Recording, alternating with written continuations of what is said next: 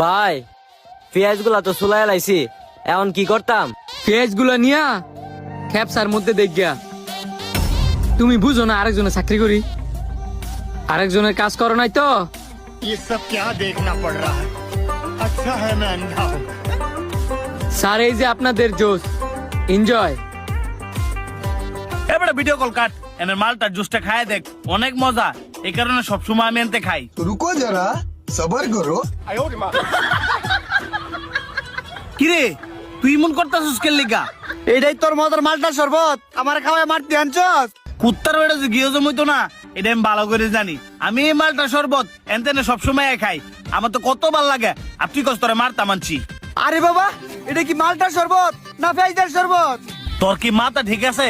কই পেঁয়াজ আর কই মালটা? তুই প্রথম খাইতেছিস দেখা তোর কাছে মনে এমন লাগতেছে এটা হচ্ছে গ্রিন মালটার শরবত। তোমার এই গ্রিন মালটার শরবত